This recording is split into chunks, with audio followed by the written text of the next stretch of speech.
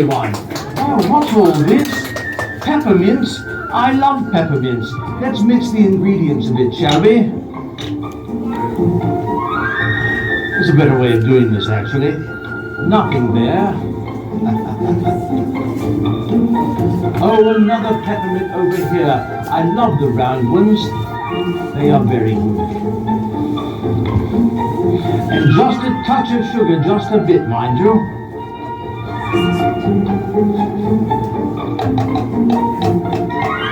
Oh, let's have a lot of it, shall we? That's plenty.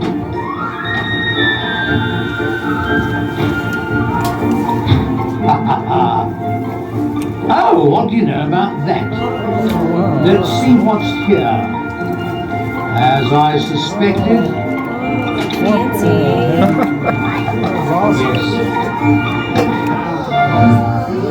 Hey.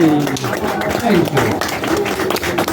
Thank you very kindly. I am Balthazar the Christmas Wizard. Welcome to Visions of Sugar Plums. Before we go any further, I probably should warn everyone that wizards are people who like to try to fool other people. I'll show you what I mean with the mystery of the gingerbread man. Right back here I've got a picture of a gingerbread man which has been painted blue. But believe it or not, if I put him back behind the door and if we all say the magic words together, he will turn from blue to pink. Now the magic words are Happy Christmas. So on the count of 3, let's all say it together. Ready? 1, 2, 3. Happy Christmas! And he turns to pink. You see, and I... Yes, right, very well, you're so stunned, I shall do it a second time. Once again on 3. 1, 2, 3. Happy Christmas! And he turns to blue again. Now this is what is known as a magic trick. Not a particularly good one, but a magic trick nonetheless. Now what makes this a trick, and I know you've guessed, is that there are 2 gingerbread men, a blue one on this side and a pink one on this side. Oh, but what makes it magic, as we all know in real life, that a proper gingerbread man would never be blue nor pink. No, a proper gingerbread man is always a nice, crisp brown, and that is the mystery of the gingerbread man.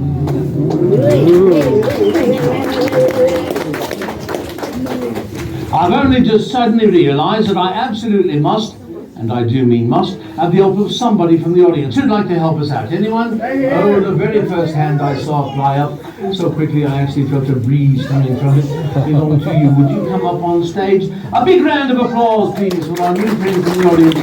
Right there you do. There we are. Jolly good. And hello, what do you suppose your name is? That's right.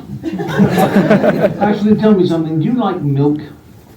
Oh, good, for nothing goes better with peppermints and gingerbread men than a nice frosty cold glass of milk. And I've got a nice frosty cold glass of milk right here that I'm just longing to share with somebody. The problem is, I've only recently gotten over a rather nasty head cold. It wouldn't be a very good idea for us to use the same glass, so I brought round this nice clean cup. Dude. This nice cup. I got most of it. I shall pour half of the milk into the cup. And the rest on the floor, apparently. There we are. Half and half. But before I give you the milk, I shall cover the cup with this card. Then I shall turn the cup and the milk upside down. Then I shall place the entire thing on your head. Yes, Ashlyn, things have been going extremely well. Right up until fairly recently. We do have a tiny problem at the moment, but you see, I've forgotten how this whole thing works. Not to fear, I've got the instructions, don't I? Right here on this card. Step 1, pour milk in cup. You saw me do that, didn't you? Yes, I thought so. Step 2, put card on cup. I remember doing that. Step 3, turn cup over. Yes, all right. Step 4, put cup on head. Oh, here we are, step 5. Do not remove this card. Do not remove this card. Not.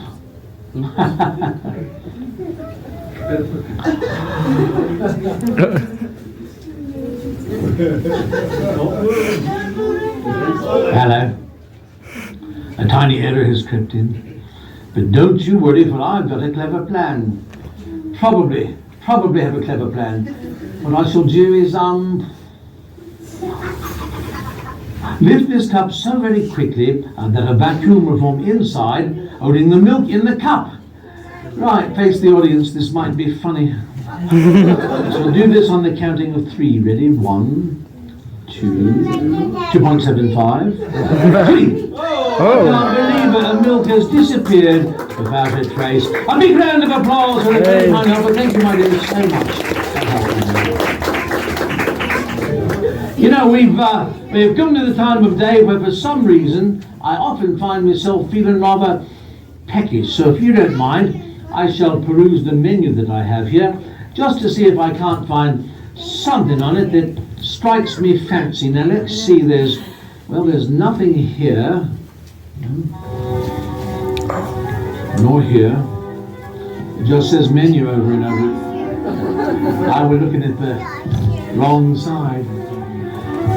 That's what I want. I must have one of those. Yet how to begin? How to begin? That is how to begin.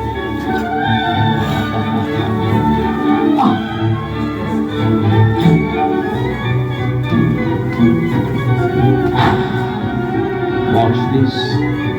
Yes.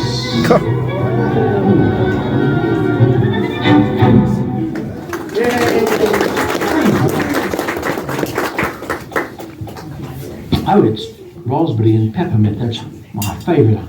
So place that right back here and save it for afters. Right here. You know, I've got a new job this year at Santa's workshop, working in the sweets department, packaging sugar plums. And I'll let you know something about that. It's a lot more complicated than I ever thought it was going to be. For example, I never quite realised that the sugar plums must go into the package in the exact same order each time.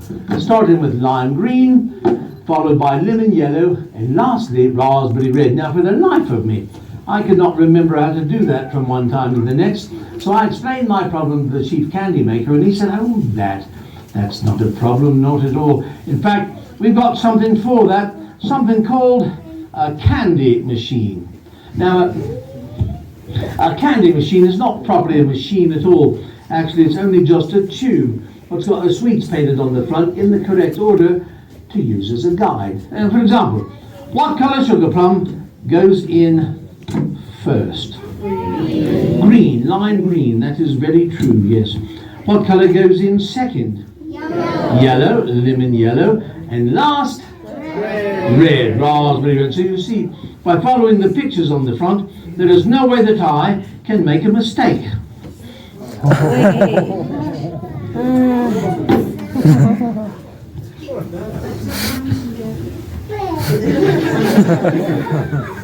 Excepting I don't seem to be paying any attention whatsoever to what I was doing. Let me try that again, see if I can't get it right this time. The package goes here. Yes. Candy machine goes there, of course. Only just... What colour sugar plum goes in first? Green. Was it green? Oh yes, now that you mention it, I recall it with lime green. What was second? Yellow. Certain lemon yellow. And last? Red. Yes, of course. Got to be raspberry red last, doesn't it? That's the only one left. So you see, by following these pictures on the front, there is simply no way that I can make a mistake.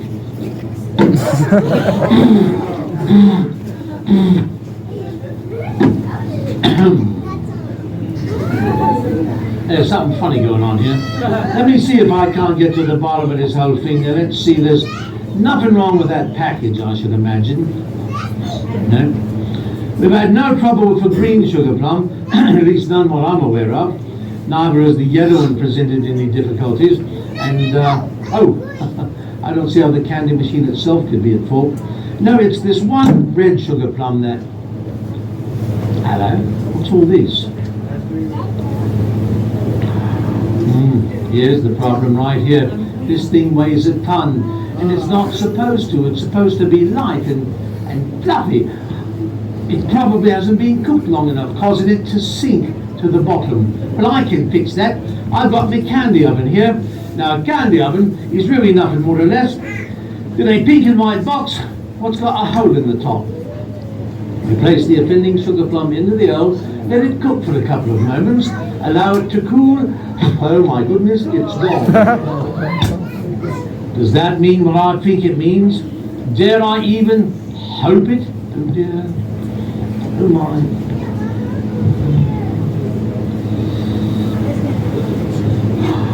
All's well that is well, and that is the mysterious workings of the candy machine. Thank you. Now, when a person first starts working in the sweets department here at Santa's workshop, they don't start out packaging sugar plums. Oh no. Everybody always starts out in the exact same department. Taffy pudding. And even then they don't give you real pieces of taffy with which to practice. Rather instead they give you pieces of rope. That way if you make a mistake whilst practicing, you don't spoil any actual taffy. In point of fact, they give you 3 pieces of rope. A very short piece of rope, rather like this one. A medium length piece of rope, quite a lot like this one. And a very long piece of rope, exactly like this one. And the object would appear to be most simple. You must take the ropes by the very ends and begin to pull and tug. And tug and pull. And you keep pulling and tugging and tugging and pulling until all 3 ropes are one and the same length. And when I first started, I tried to do that. I really did, but I couldn't. And then one day when I was practicing, I saw the chief candy maker walk in my direction, and I panicked. And I cheated. I brought the ends of the ropes together one at a time. First the ends of the short rope, then the ends of the long rope, and lastly the ends of the medium length rope. My hope was that if the chief candy maker noticed the ends were even, he might assume the ropes were even. He was quick to point out that the middles were not even, and I was cheating, and that weren't how it worked at all. He said, no, you must take the end of the long rope, the end of the medium length rope, and the end of the short rope, and begin to pull and tug and pull. And you keep pulling and tugging and tugging and pulling until at the end you have 1, 2, 3 equal pieces of rope. Now if you get it right on the first try, you move on to actual taffy. But if you do not get it right on the first try, well then it's back to the drawing board with a very long piece of rope, a medium length piece of rope, and a very short piece of rope. And that is what they call the candy maker's nightmare. Thank you. Right, but it is almost time for us to conclude this performance, although I do have one last mystery I should very much like to show you. Ever since I was a tiny wizard many years ago, I've been fascinated by gingerbread houses, although I've never had the chance to make one until quite recently, when I made this one. And after I made it, you see, I discovered it was not only tasty, but it is also enchanted. For what it does is rather than try to explain all of that, I shall just show you. Watch. First of all, here we have a peppermint stick. Now there's nothing in there, hello, excepting possibly for an echo, but nothing else of note in there. Also we have the house itself, where currently no one is in residence. But what's wanted now is just a touch, a spot of Christmas magic. Now do recall, nobody home.